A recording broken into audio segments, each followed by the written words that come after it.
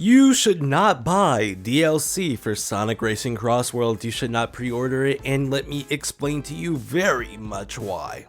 Something that you must know before purchasing Sonic Racing Crossworlds is the simple fact that none of the characters who are going to be DLC, not even the Sonic characters who will be DLC, will have any voice lines whatsoever or special animations. As I showed on screen while I was literally talking a couple seconds ago, they only brought up the collaboration characters, but when Izuka answered the question, instead of answering with it saying only the collaboration characters will not have anything, he specified and only said that the first 24 Sonic characters will have interactions. And the most magical thing is that I can prove it literally right now.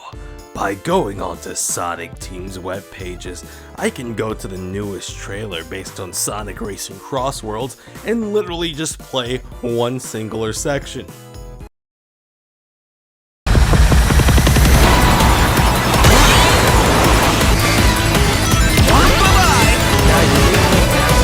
How does that even prove anything? It proves it specifically because if they had more reasons to sell the character, they would do it. Like, why wouldn't you put in voice lines of Shadow and the Werehog interacting? People would go wild for that. They didn't do it because they don't have it, and then the recontextualization of what he said earlier, because, you know, most of these producers like to double speak and like to answer questions that don't need answering in the moment so they don't have to answer it later. You can very much fucking tell, well, there is no voice lines for the Werehog, which means that the Prime cast isn't getting it. SpongeBob obviously wasn't going to get it, but like, there is no reason to buy the DLC at all unless you just want the design of the character. This is literally Fortnite-ification. This is what it was. This is what people were talking about when they were talking about the Fortnite-ification of video games, when they were talking about putting everything in there.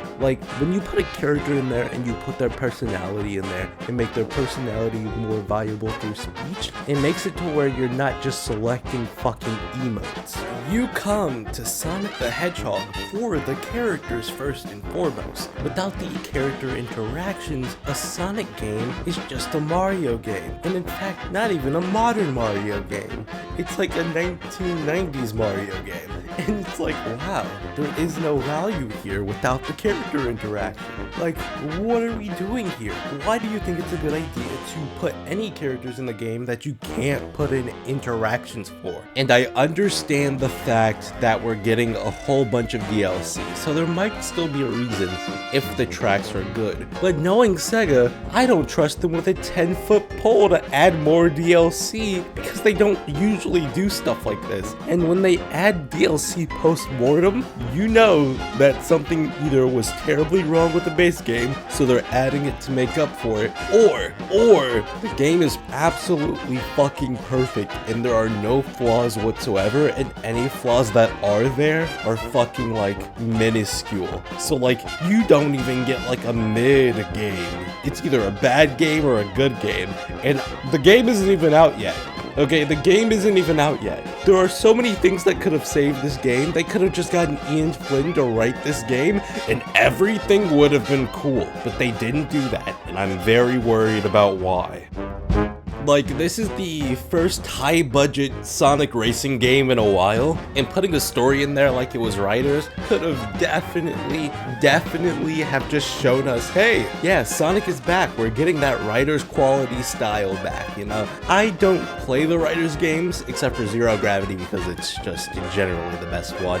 But, like, when I play Zero Gravity and I see those fucking, like, non-fucking PNG cutscenes, I go like, damn, they really put some budget into these Sonic games, and they're not even doing that right now. Like, I'm excited for the base roster's character interactions, but like, having a story where we get more of those character interactions, even if they aren't like in normal cutscenes and stuff, would have enhanced the game even more. Like, good gameplay is fine, good gameplay is great, great, but a good story on top of good gameplay just makes your whole game a different experience. That's why Sonic Adventure 2 literally just sticks with people forever, you know? It's not because, like, the fucking game was good, but the story was trash. It's because they both were working in unison, and it made it better. But, you know, this is just me complaining about Sonic games not having stories, which I really want. So, I guess I'll see you guys later. Have a great day.